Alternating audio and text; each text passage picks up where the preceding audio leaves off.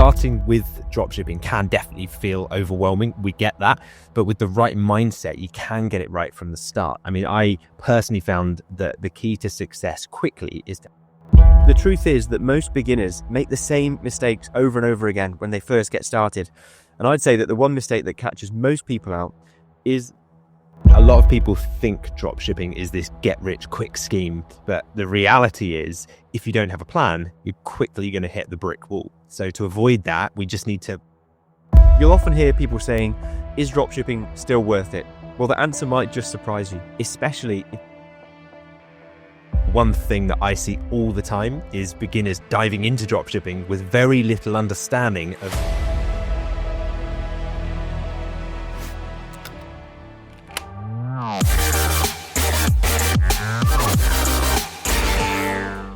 Welcome to the Dropship Unlocked podcast. I'm Lewis Smith, the founder of Dropship Unlocked, and with me is our client success coach, James Eardley. Now, when we're not recording podcast episodes or running our own e-commerce businesses, you'll find us helping aspiring entrepreneurs launch their own high-ticket dropshipping stores. So if you're ready to build your own 6 or even 7-figure online business, then head over to dropshipunlocked.com/start. Now, sit back, relax, and let's unlock your potential with the Dropship Unlocked podcast. Today, we're diving into a topic that's perfect for anyone just getting started with dropshipping.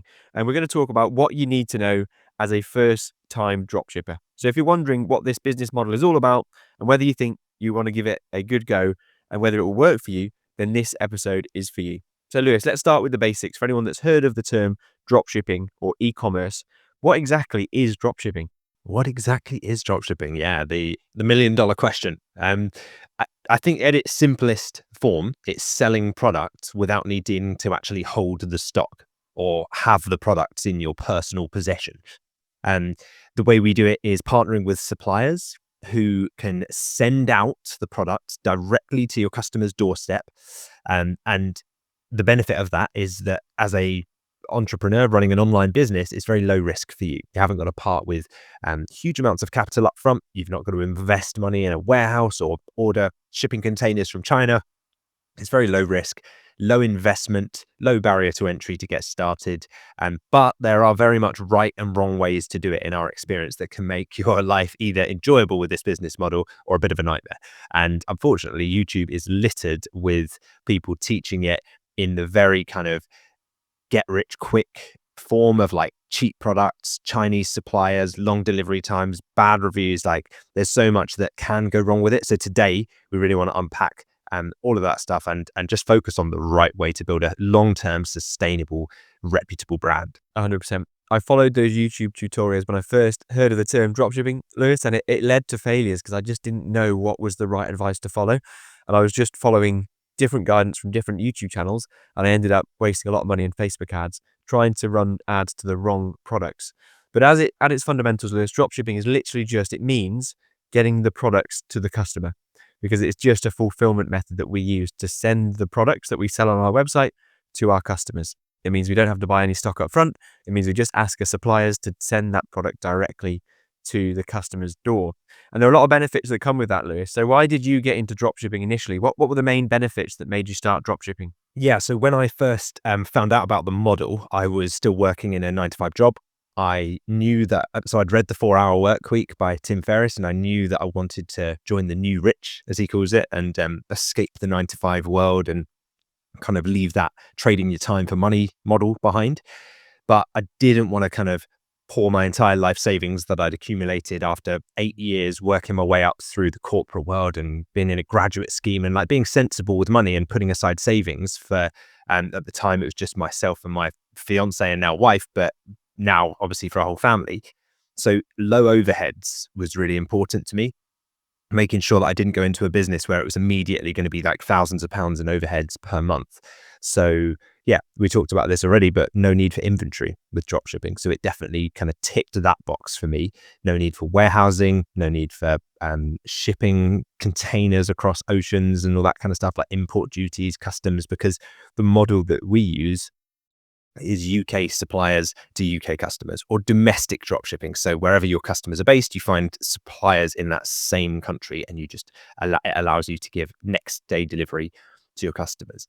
The other thing was the scalability of it. There's a lot of options when you think about, okay, how do I go from working in a job to earning money online? And one of the most prevalent ones is freelancing, or trading your time for money, but just doing it as doing it yourself outside of the realms of a job. And the danger that I was forewarned about doing that, and I've got to say, I didn't actually go down that route, so I didn't experience this myself, but I could see it would happen if I said, okay, I'm going to go in and just, I don't know, work directly one-on-one with people and help them do something. Well, I would hit a point of like, well, I have no more hours in the day. I can't take on any more clients. And I'm so burned out because I'm working more hours than I was at my old job. So arguably, it's like, well, is that even the answer to all of this? Because for me, the goal was autonomy and freedom and control and digital nomadism, being able to escape the country and like go and travel and work on my business from a laptop. So I wanted it to be very scalable online. I didn't want it to be tied to my own time. And also I wanted it to be low risk. This kind of ties into the low overheads. But for me, the risk was that I'd pour loads of money, loads of time into something for 6-12 months, and it just wouldn't work. And that was, I don't have enough time to be able to take that kind of risk. I was already working before I started my 9-to-5 job in the mornings, and then again at the evenings, and then at weekends, trying to squeeze in all of the hours that I could to build my first e-commerce business. And I had to be pretty sure, although there's no guarantees in this world, and you can only ensure that you do your best and you try and mitigate that risk as much as possible. But I wanted to make sure that I was only paying the suppliers for what I had already sold. And that's pretty rare in business. Like, there aren't other business models where they'll only allow you to pay once you've sold the thing. That's quite rare. There are obviously some, but this is very, very different to something like Amazon FBA, where you're having to front the capital to order the stock and then hope that it sells.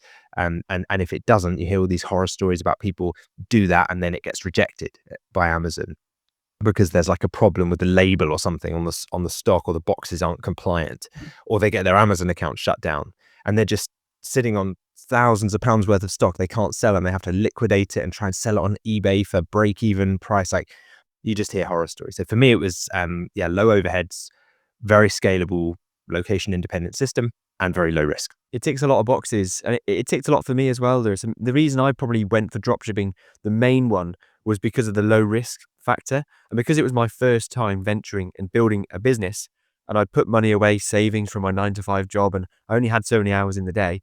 I knew that whatever business I was going to go into, I needed to feel like I wasn't risking a lot to do it, because of my first business, and I was well aware of the fact that, I need to try this thing. I can't expect to be making million straight away. So I needed to keep my risk low and trying to protect the downside. So to do that, dropshipping made a lot of sense, because I knew that I wasn't going to have to front thousands of pounds before I'd even sold a single product. I knew I could get started, start making sales, and then the costs that are associated to the business are really just tied to the sales that you make. You only order products from suppliers once you've made the sale, so you use the money from your customer to buy the product. You only spend money on ads when you are confident that you're going to make a profitable ads return, and you'll only increase that ads budget when you've got a profitable ads return as well. So it really allows you to be more in the driver's seat, wait until you've got sales coming in, proof of concept, before increasing the amount of money you spend. I think that's something that we hear a lot of people come to us with, Lewis, isn't it? It's that idea of it's a first-time business. They don't want to make a big mistake, so that's probably why dropshipping is quite a big thing up there, high on their list to get started. Yeah, exactly. When you look at the the Dropship Unlocked contact inbox and the types of people that we have reaching out to us, a lot of the time they are in the position that we were in when we first started, and maybe they haven't run a business before, they haven't done this before. So risk is definitely one of the key things that they're looking to minimize in this first venture, because they don't want to kind of dive in at the deep end, go all out, get it wrong, and then that be it. They can't afford to try anything else. So it's making sure that you make those incremental steps, you follow a proven process, and like you say, you don't just blow all your money on ads on day one. You only scale up your ad spend as you're starting to see a profitable return. So very much in line with the home turf advantage model that we use. Exactly. That's why I firmly believe that dropshipping is such a fantastic starter business for people to get into business and start understanding how to run a business, because the risks are much lower when it comes to upfront cost in terms of starting a business. Now, for people that are curious and don't really know where to start because they have this idea of building a business, perhaps they look, at the businesses that we've got, Lewis, and they're thinking like 10 steps ahead and they don't really know what's the first step on that journey. How would you give actionable advice for somebody that just wants to get started today? Well, the first thing is choosing a niche that you're going to go into. So if you've decided that you like the dropshipping model, don't make the mistake of trying to become everything to everyone and become the new Amazon or the new Wayfair and just say, I'm not going to niche down, I'm going to sell everything and be a generalist. The trouble with that is you're then competing with everyone and it's so hard to keep track of what's going on. You don't really stand out to your customers and you lose your unique selling advantage in that sense. So the best thing you can do really is focus on a proven niche. Now, the next question is, how do I pick a niche? Well, we have a niche validation system that we guide you through where we choose based on data and not based on gut instinct or emotion. So it's not like, I think this niche will work because I spoke to my auntie and she said that she would buy one of these things, and I spoke to a friend and they had one of these once, and it's like you're not basing it on like a very small sample size of personal contacts that or I walked down the street and I saw a shop selling these and I think I might be able to do the same. It's like, again, shaky foundations. You're going to build a business based on like a hunch, expect there to be huge problems down the line. Instead, if you kind of zoom out of the emotion, remove yourself and just look at the whole kind of puzzle, and then start to apply the criteria. We've got like 9 different niche validation criteria that we guide you through. And then you can kind of figure out exactly what the steps are. For example, assessing the market demand. How many people are searching on Google per month in the country that you're in for the niche or the types of products that you're considering selling? So we can then figure out, okay, is that enough people? Is that not enough people? Then we might look at things like, well, what's the supplier availability? How many suppliers in that industry are there? How many could I win? How many are already working with companies that, like me, want to do direct to consumer dropshipping? If there are none, good luck. You're going to be fighting an uphill battle. But a lot of this stuff you wouldn't know until you're already in that business and you've like bought the domain name and registered the company and done all this stuff. And then you're like, now I've hit a brick wall. So I think making sure that you follow a niche validation system before you go ahead and proceed. Don't just base it on what you think might work. Next thing would be setting up your store. I mean, we use and recommend Shopify. It's a great, easy e-commerce platform, super simple. Some huge £100 million a year brands are built on Shopify. So I don't think that you need to look elsewhere necessarily, although you absolutely can. But the system we teach is about location independence and time freedom. And so if that's what you're looking for, ultimately, you probably don't want to overcomplicate it by going into lots of kind of technical systems that you then need to like piece together and patch up and make work. Shopify is an all-in-one. It does the job that you need very well.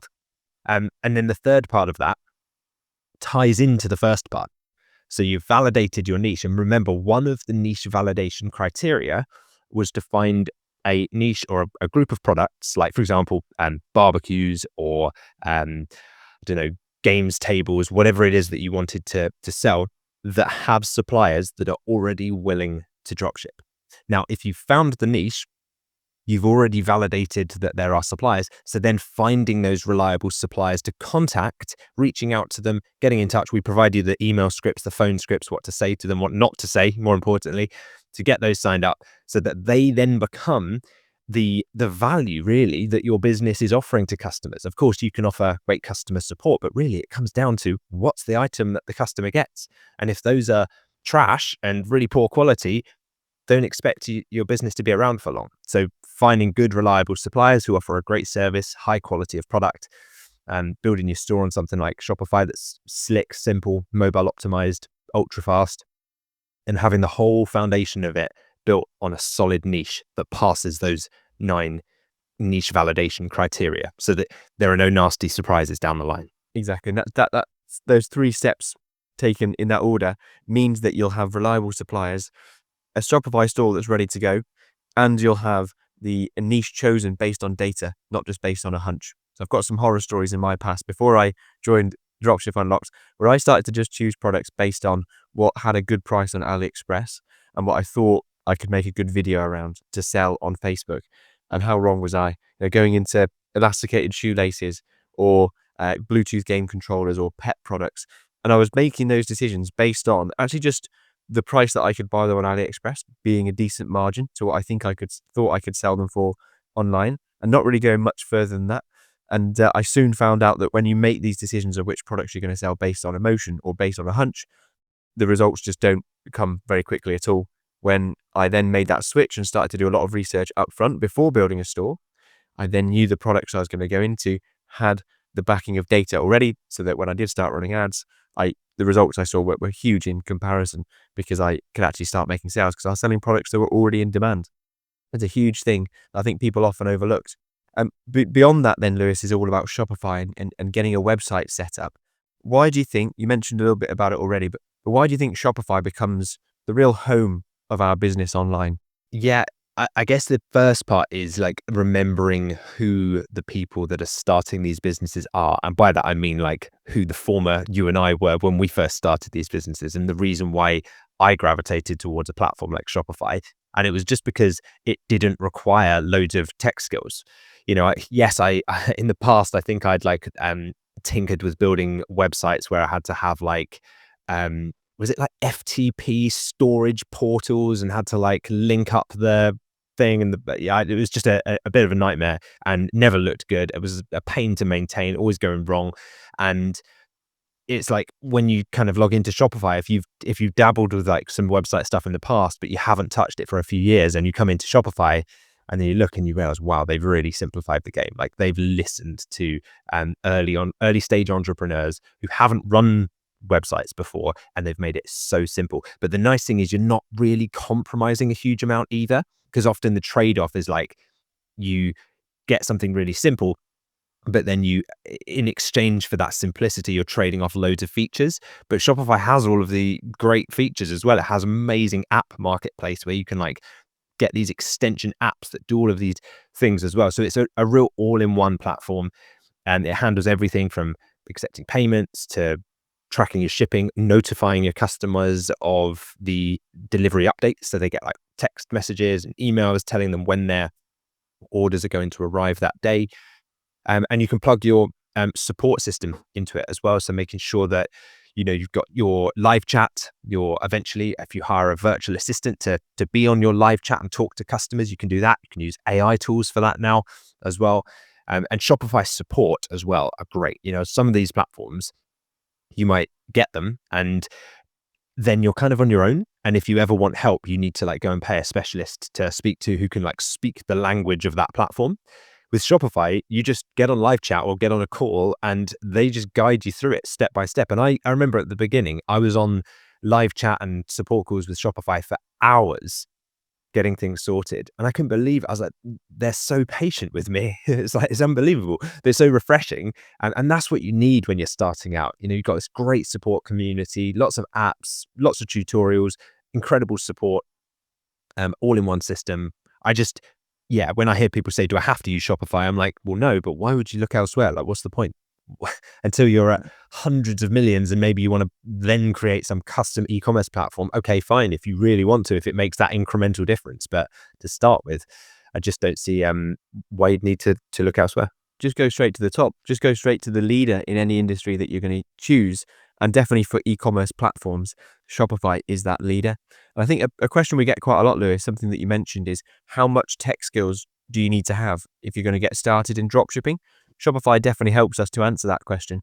What do you say to people when they ask you about tech skills required to get started? Very, very simple. I mean, we even have a Dropship Unlocked optimized Shopify theme now that we've kind of created that our members get access to, that allows you to basically have an out-of-the-box, incredible looking store that's mobile optimized, very fast load times from day one without even needing to do anything.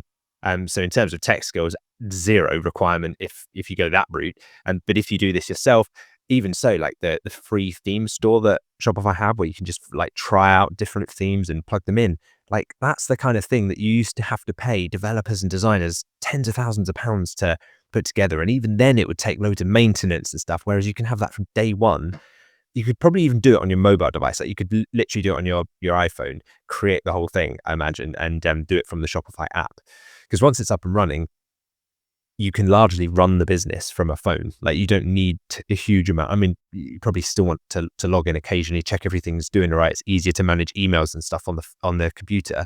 But yeah, day to day, checking your sales and stuff, making sure things are running, you can do it from your phone. So no, in terms of tech skills, those days are long behind the industry. Like you really don't have to be a tech wizard to set one of these up. The more pressing thing is the actual ability to take action and like do the steps required. That's what separates the 1% from the 99% that are out there that say, oh, I could never do that. It's the people who just step up and do it and have the guts to just say, like, I'm going to contact suppliers. I'm going to put myself out there. I'm going to choose a niche and just be, committed to it, even if there's a slight risk that maybe I have to pivot down the line, versus the people that kind of are like a deer in the headlights, procrastinate, convince themselves that they're not a technical person, and then never do any of it.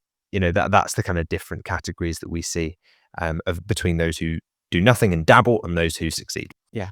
And it's a great study to do when you look at the most successful members of Dropship Unlocked. Perhaps we featured them on the channel or on a podcast in the past.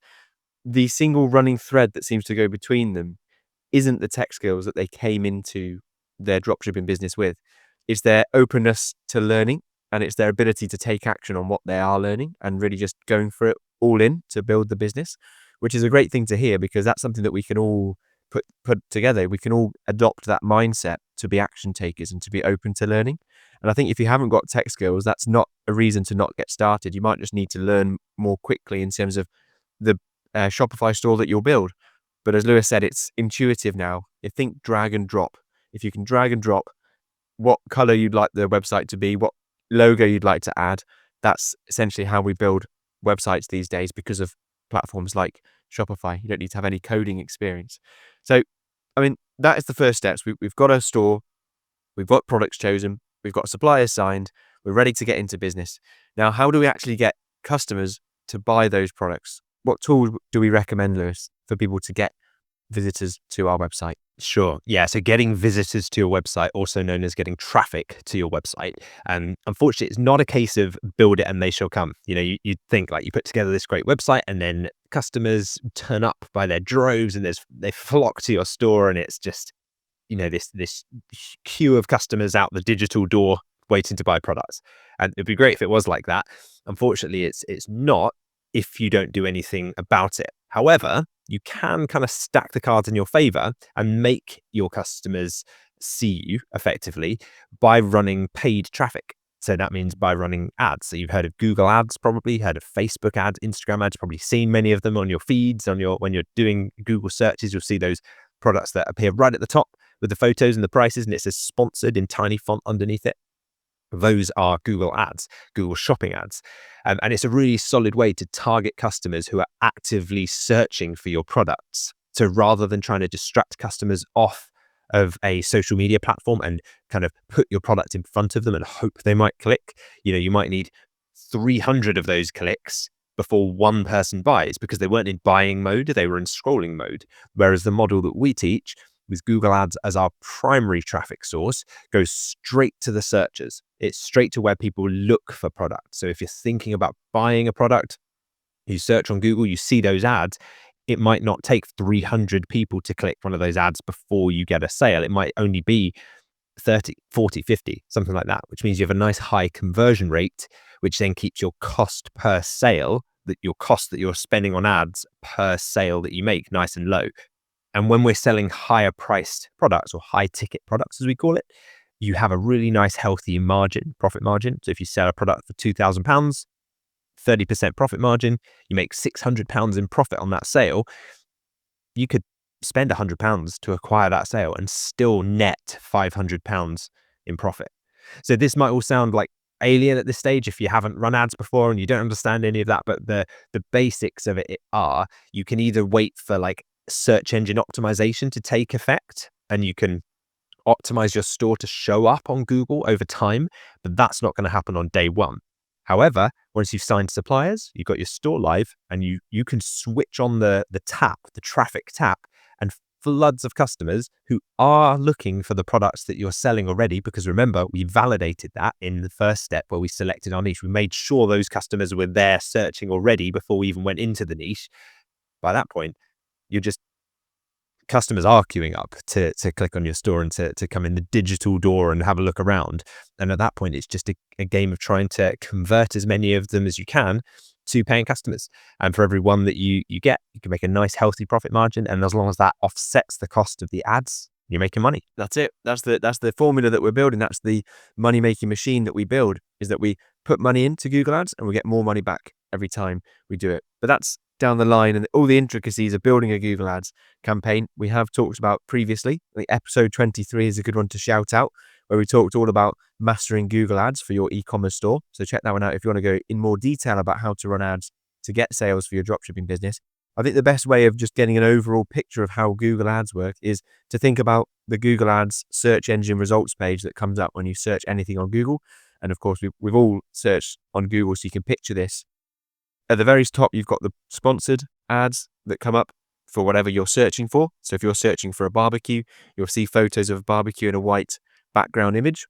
And then beneath that, you've got a few text ads that are the first websites that appear, and they're sponsored as well. And then beneath that, you've got the organically ranking listings that come up as well. And these are listings that haven't been paid. People haven't paid to get them there, but they've got there due to their authority on Google. Beneath the ads is the real authoritative websites that are really showing highly for that search term that you've shown. And we can do both of those things with our e-commerce store. We can have the ads showing at the very top of the page, and over time, we can build up the authority with Google so that our website shows up high from an organic point of view as well. And so we'll actually be receiving clicks on our store, and we'll get visitors without having to pay eventually, because we've shown Google the authority that we build. I think, Lewis, that's a bit of a game changer in the long term when you're able to start ranking organically for these search results. Yeah, absolutely. That really then becomes like the foundation, and ads are almost then the icing on the cake at that point, once you have a really nice solid business, because you could at that point switch ads off and just dine out on the sales you're making organically for the rest of your digital days with that store. But having ads work profitably, because people always say, well, like, how long do I have to run ads for? Or like, why would I run ads when I can have SEO? And the answer is, if you can run ads profitably, why would you not run ads? If you have a machine where you put £1 in and 4 come out, why would you not put pound coins in that machine? You just keep doing it, right, until it stops giving you more than you put in, at which point you need to just tweak things and maybe reduce your ad spend or increase your sales conversion rate and optimize your store. But yeah, the dream scenario is eventually you're getting a nice profitable return on your ad spend. So all of those ad clicks are leading to sales, but you're also making nice organic sales. And when we say organic, we mean from people finding you through the search engines naturally without a paid or sponsored ad click. No pay click there. It's just a Google search result that they click on, and they see your store ranking nice and highly for, maybe not for the term barbecue, because that's going to be a really competitive search term, but for like the brand and model name and size and color that a really high search intent customer would look for. If they had a high commercial intent, they were looking to actually spend money that day. That's the kind of term that's actually quite, they call it a long tail search term, because, if you imagine a graph, you've got the really like high part of the graph where loads of people search for the generic term barbecue. But then as the graph dips, you've then got this really long tail on the graph of lots of very, very niche specific search terms. So if you can rank for some of those can be your money keywords. You might only get 15, 20, 30 people looking for that per month. But if you're not result number one, you might convert a few of those, and each one of those could be a £2,000, £5,000, £7,000 sale, depending on what you're selling. And the great thing about targeting those real specific search terms is that people that are searching for those things are normally very far down the buying funnel.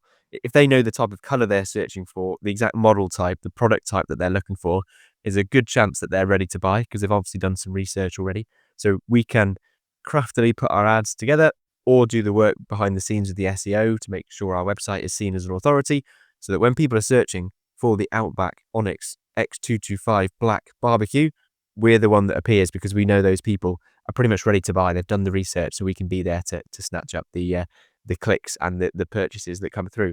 So it's a great thing to know that we can set up these businesses and we can get on the world stage by being on the front page of Google. Think about the power of Google.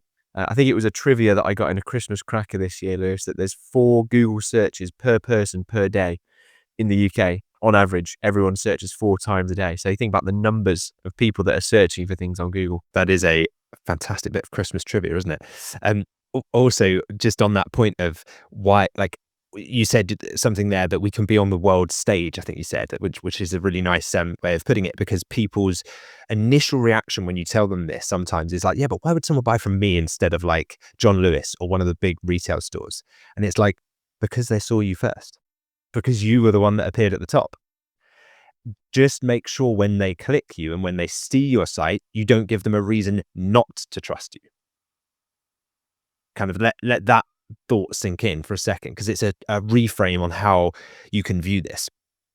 You think, okay, people will see my site and then they'll see John Lewis and they'll just go straight to that. I'm saying John Lewis, you know what I mean? Like a big retailer, a big box store, whoever the big brands that sell the products that you're thinking of selling are.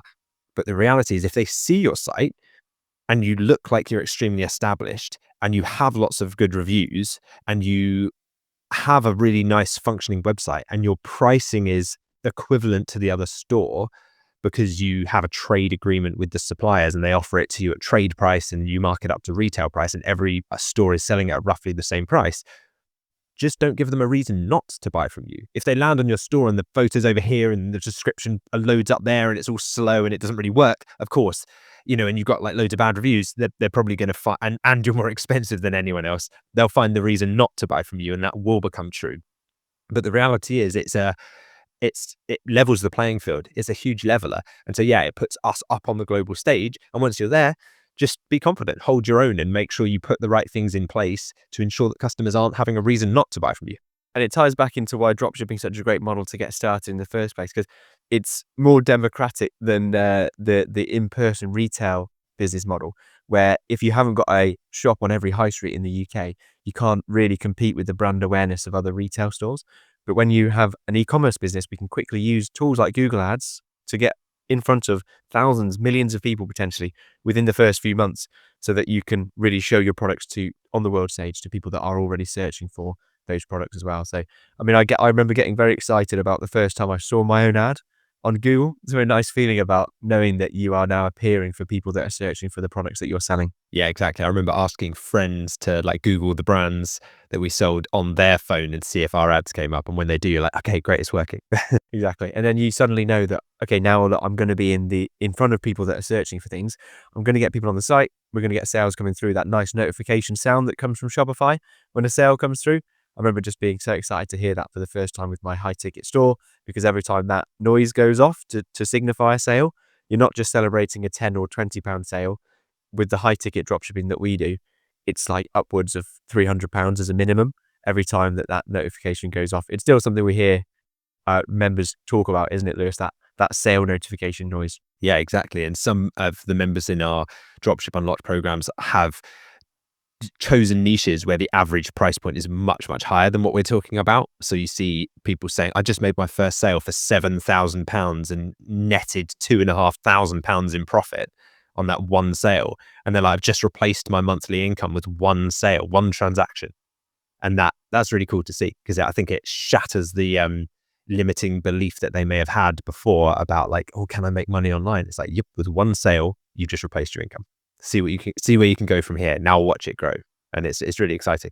It is. It's such an exciting feeling. I know just to go on that point, we do hear it quite a lot about these high ticket sales, because that's the way we teach it from the very start. And my biggest sale wasn't £7,000. It was about 5,000 or 5,500. I've screenshotted it and put on the community. I can't remember the exact amount. But what I do remember is the profit for the sale being my largest, which is about £1,900 net profit after the supplier cost to get that product to a customer. And I remember that was like my monthly salary when I was in a 9-to-5 job before that. And that's just from one sale. Exactly. One passive sale that you did the work for up front. You front loaded that work because you had to speak to the supplier, get them signed up, upload the product. But you might have done that work 12 months ago, 18 months ago, 2 years ago, and the sale could still be coming in today, and then again tomorrow, and again the next day. Like, that's the beauty of this. You front load that hard work, you put in the work initially, you set up the foundations, and then you watch you reap the rewards. You see the fruits of your labor start to really pay off. And a great example of the way that this business is able to be run is the fact that we're able to record this podcast now on a weekday morning, and I'm not having to answer customer queries or fulfill orders that will be coming in today from my Shopify stores, because there's a process that we can set up. And it's probably not something to talk about on this episode, which is just really understanding dropshipping for the beginners. But just know that if you want to get into a dropshipping business, it is something that can be automated, or at least semi-automated, to the point where you can do what you want with your time and know that the business will be generating income while you're with family, while you're with friends, while you're recording podcast episodes. Whatever it is you choose to do with your time, that's up to you. But you can rely on that business to bring in income at the same time. Now, something that I think we should touch on in this episode, Lewis, is probably the mistakes that we see people make, especially when they first get started in dropshipping, because we can give people head starts, we can give people clues about what not to do when they get started. So what are some of the biggest mistakes that you see new dropshippers make? Yeah, they're probably just the inverse of what we talked about in terms of like the ways to get started. They would be like choosing, so I guess not validating the niche first. So like we talked about, ensuring that the niche you're going to go into meets the 9 validation criteria that we talk about. So if it doesn't, that would be a huge mistake, because then you're going to hit one of those 9 brick walls that we've seen and personally hit, and we've seen many of our members hit along the way. And that is the reason why those validation criteria exist, is to avoid you hitting those obstacles down the line. The second would be kind of ignoring customer service. That would be a big one. Like we see people just completely like drop customer service and not really focus on that. And then that obviously has negative effects on like brand reputation, and you're not going to get as much repeat business or referrals and things like that. So that would be a big one. Unreliable suppliers. If you were to work with like rubbish suppliers, as we talked about, always make sure that you're speaking to your suppliers, clarifying things like their quality control, their returns policy. Like make sure that before you commit to having a brand represent your brand, because that's what's happening. You're sending out those products as a representation of them shopping with you as a retailer. Just make sure that they themselves have good reviews and that you're not dealing with a terrible brand. And then I think, other things are like overspending on ads without seeing the profitable return. There's a reason why we don't advise running ads until you're at the point of having signed your suppliers, gone through our pre-store launch checklist, set up everything in the back end. You've got 5 or 6 suppliers ready. Is because when you run ads, we don't know which brands are going to be the most popular. The market will tell us which are. So let's let the market do its work and tell us which the most popular brands are. And then we can tweak and adjust, rather than I see some people like sign one supplier, start pouring money into ads. It's not working. And they're like, what's going on? And Google will just continue to happily take your money if you pay them those ads. So you've got to be conscious of making sure you're seeing that profitable return before you start to scale up your ad spend. It's all about understanding the profitability of your ads before increasing the ad spend. So, I did this in the past, and I was too fast to start running ads for products that I hadn't validated.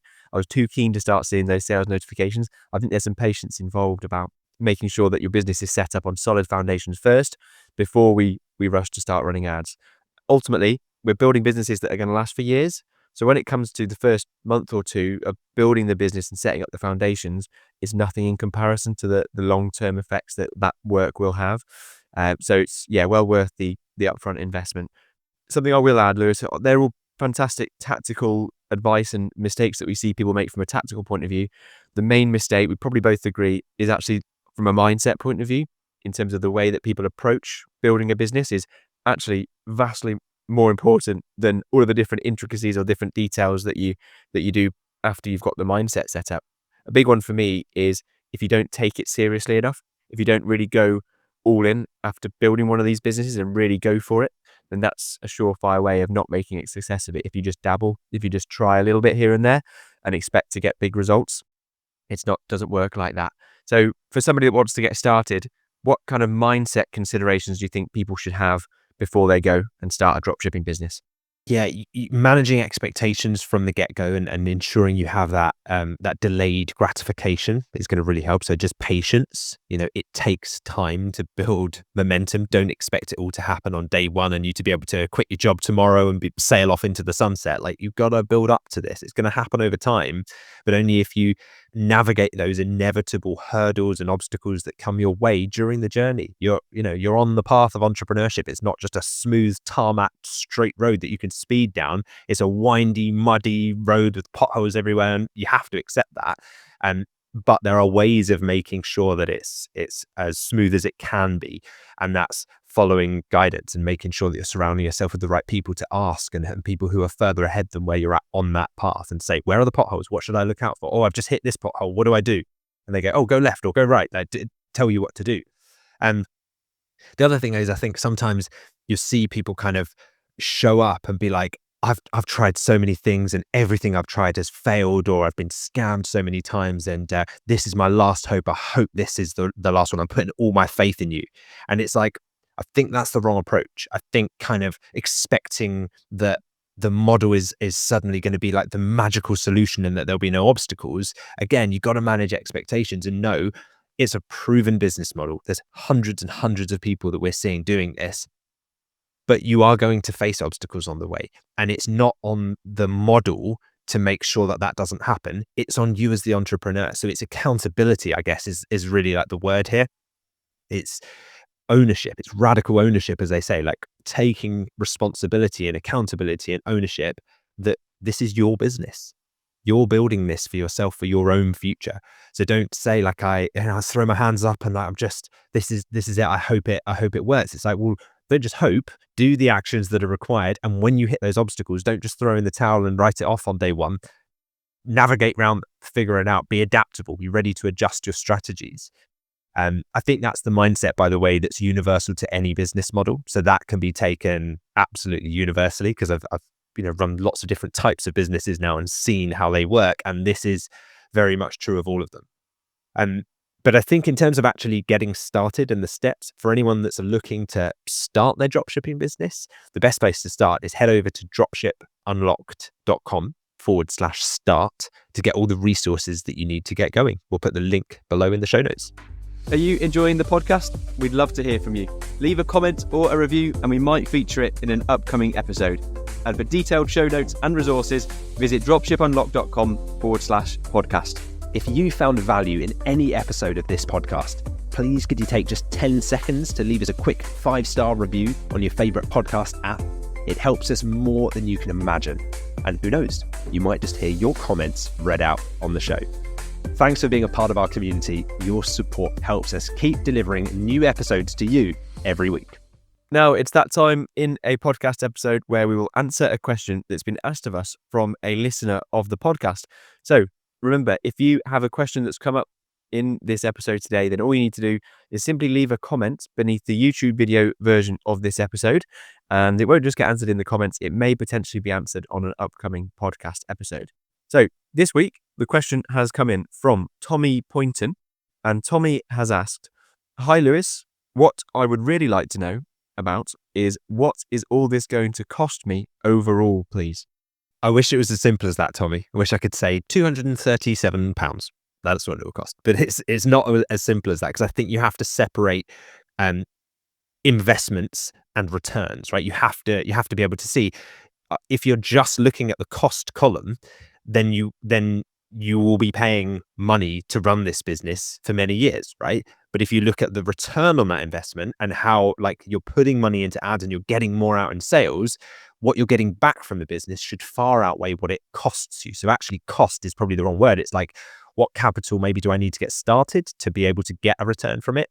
And so as we talked about in today's episode, dropshipping is one of the lowest investment business models to start. Less than £100 can get you going.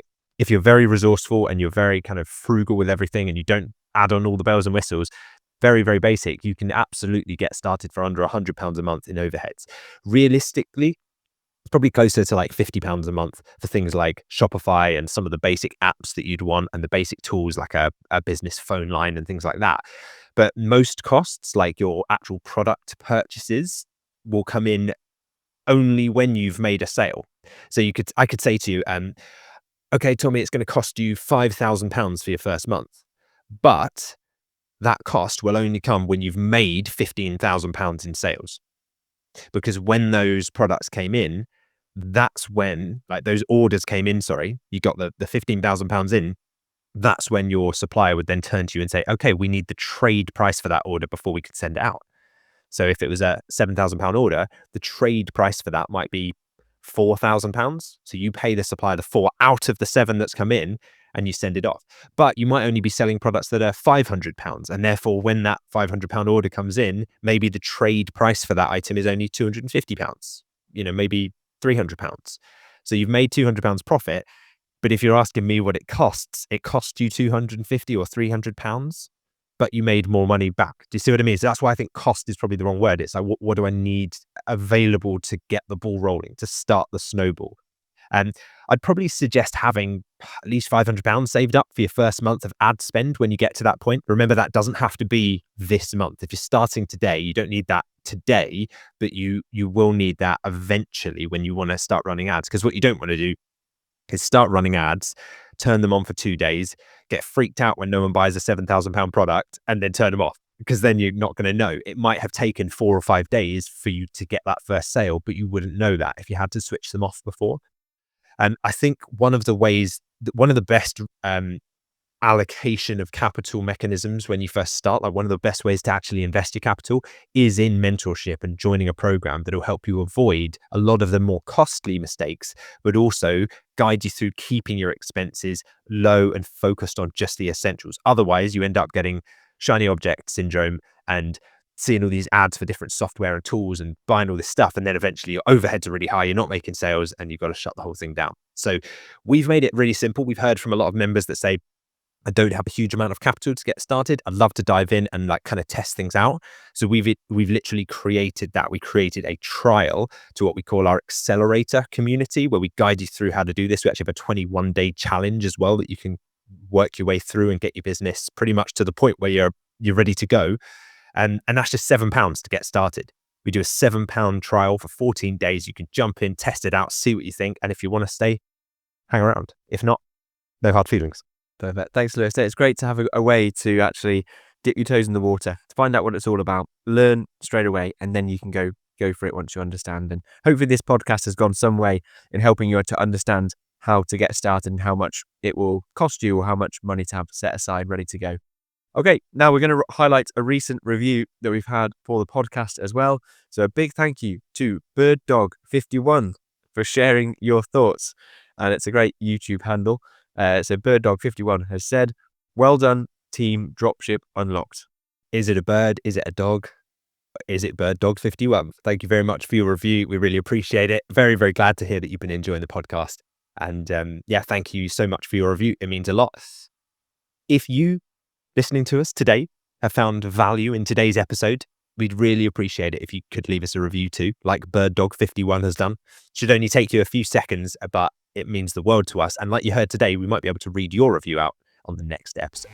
Thank you for joining us on this episode of the Dropship Unlocked podcast. We hope you are leaving with new insights and inspiration to fuel your entrepreneurial journey. To kickstart your e-commerce business, head over to dropshipunlocked.com/start.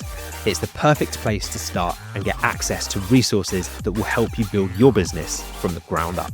And don't forget to hit that subscribe button for more episodes packed with strategies, tips, and success stories.